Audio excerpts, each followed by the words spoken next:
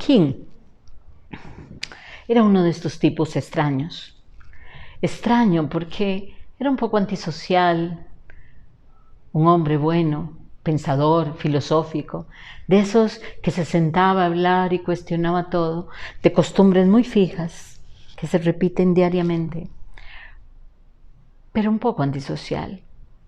Había construido algunas cosas, era un buen artesano de la madera, había recogido algún dinero y cuando menos se imaginó la gente del pueblo, compró un terreno allá lejísimos. Nadie podía creer que alguien hubiera conscientemente comprado aquel terreno que estaba tan lejos y además en una montaña.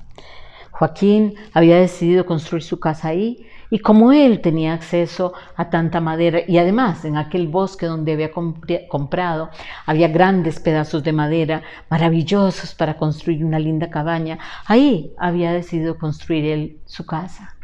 Así la construyó y no hubo quien no le dijera: pero Joaquín, ¿qué estás haciendo? ¿Cómo te vas a ir a vivir tan lejos?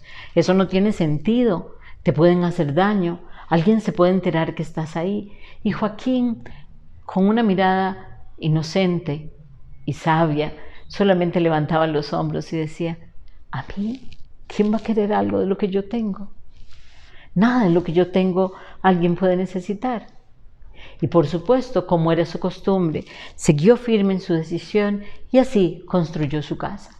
El tiempo fue pasando y se acostumbró de alguna manera a bajar pocas veces al pueblo, a comprar aquellas cosas que necesitaba, a saludar a algún amigo, a compartir unos instantes con sus padres que ya habían envejecido.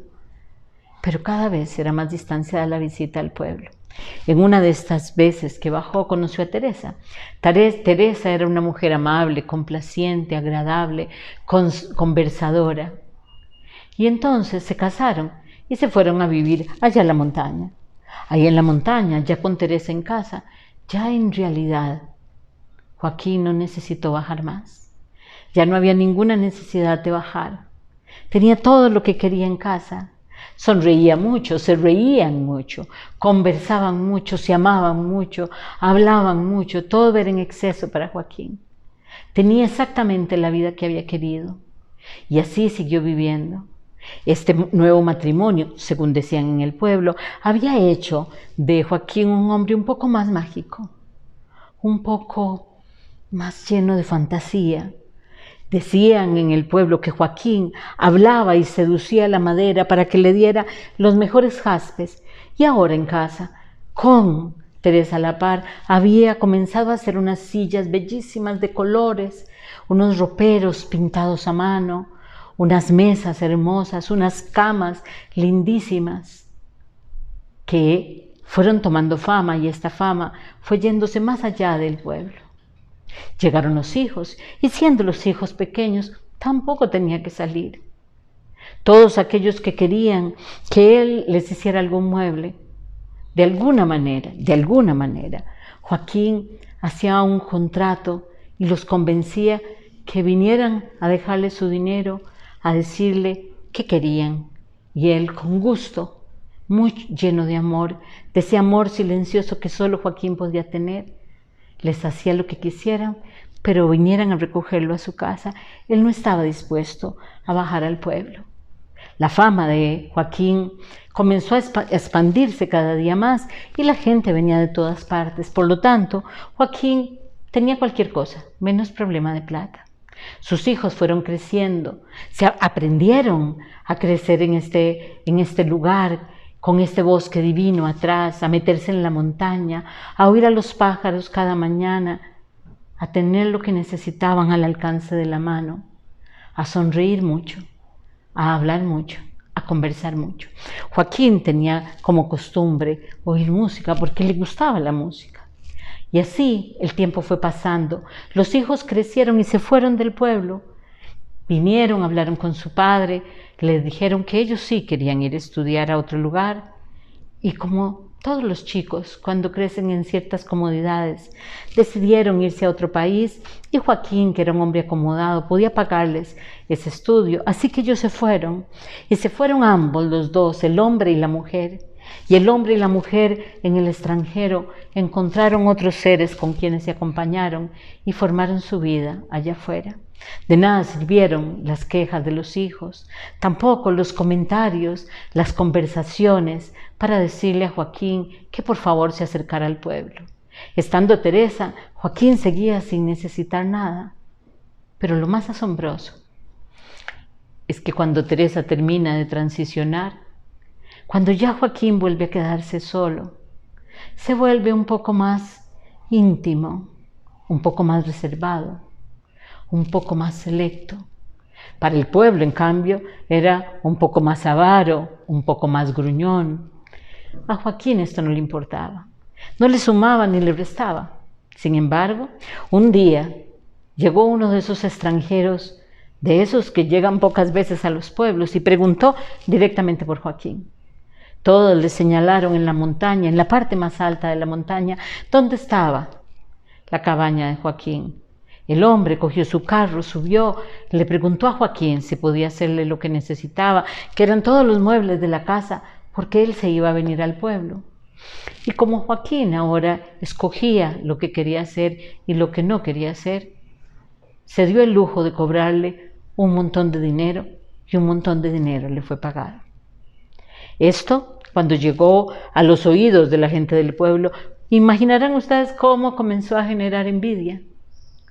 No hubo quien no dijera que ahora las riquezas de Joaquín, que quién sabe dónde las guardaba, que quién sabe qué eran, que cuánto eran, que Joaquín había trabajado toda la vida, que claro, por eso se había ido lejos, porque allá lejos nadie iba a estar pendiente de lo que él ganaba o de lo que tenía. Demasiadas fantasías se hicieron en las personas del pueblo y conforme fue pasando el tiempo, los que eran niños comenzaron a ser jóvenes y entonces Joaquín ya no fue más aquel ser mágico, aquel hombre silencioso, sino que comenzó a ser el viejo loco ese rico viejo loco, avaro. Y aquellos jóvenes comenzaron a crecer sintiendo que aquello que Joaquín había trabajado y que tenía por derecho propio también les pertenecía. Porque ¿para qué va a querer un hombre tan viejo el dinero? Ya no le pertenecía a él, ahora le pertenecía a ellos. Y con este sentir en su cabeza, un día, dos de ellos tomaron la decisión de hacer aquello que todos habían temido. Tomaron su carro, el carro del padre, realmente, subieron la montaña y en silencio apagaron el carro a la medianoche, cobijados con esta oscuridad total de aquellas lunas, de aquellas noches donde no hay luna llena y todo es absolutamente oscuro. Uno de ellos se quedó en el carro, el otro entró en la cabaña. Solamente se veía una tímida luz en aquello que él pensaba que era la sala. Cuando entró, nunca imaginó ver lo que vio. Nunca se imaginó encontrarse a Joaquín sentado en la sala, con sus ojos medio abiertos, tarareando un tango de aquellos de Cacho Castaña que son casi conversados.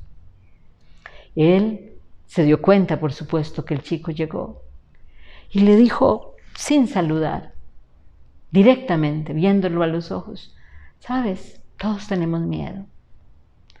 A todos nos da terror, pánico la vida, porque creemos que la vida es algo que a donde nosotros entramos. No es eso, hijo, no es eso. La vida es algo que está, que tiene un movimiento, que va y viene. Es algo por donde nosotros pasamos, como si nos estuviéramos metiendo en la piscina de la vida. Y esa agua, esa vida, trae situaciones, circunstancias, experiencias. No nos genera dolor, no nos genera sufrimiento, tampoco nos genera color. La vida no nos da nada de eso que nosotros pensamos. Esas circunstancias, esas situaciones, somos nosotros quienes las valoramos. Todo va a depender siempre de la perspectiva con la que nosotros veamos esa situación. Así que yo decido que no me robes nada, que yo te regalo todo lo que necesites. Toma todo aquello que quieras Y si crees que necesitas plata, allá en aquella caja café de cartón que está encima de aquel mueble, de aquel librero, hay plata, toma la que necesites. ¿Sabes? Los animales matan solamente por aquello que van a consumir. Solo nosotros creemos que tenemos necesidades. Y como tú crees que tienes necesidades, toma lo que necesites, eso solo tú lo sabes. Porque así no me tienes que robar. Yo te lo regalo, lo comparto contigo porque quiero y porque así lo escojo. El pobre chico se quedó paralizado en la mitad de la sala, no sabía qué hacer. Y mientras tanto, Joaquín ni siquiera abría los ojos, seguía tarareando silenciosamente aquel tango. Hasta que de tanto verlo ahí paralizado, se levantó y le dijo: ¿tenés hambre? Vení, come. Y se fue a la cocina, puso un sartén, un pedazo grueso de lomito, unas papas que recalentó y le sirvió al muchacho. Y sencillamente le sonrió cuando lo volvió a ver y le preguntó: ¿querés leche o chocolate caliente? El muchacho no podía articular palabra, entonces le dio chocolate caliente. El pobre chico no sabía qué hacer. Tenía ganas de salir en carrera, pero sus piernas no le obedecían. Y más ganas de salir en carrera tuvo cuando oyó a lo lejos cómo aquel motor de su amigo se había puesto en marcha y lo había dejado ahí. Sabiendo esto, porque Joaquín también lo escuchó, le dijo: no te preocupes, quédate a dormir. Aquí hay cuartos de sobra. Y le alistó un cuarto, lo calentó, le dio colchas frescas y lindas almohadas. Y sencillamente le dijo: acuéstate, descansa, toma lo que necesitas, ya te dije. Y se fue nuevamente a la sala a escuchar aquel tango quedo, hasta quedó dormido.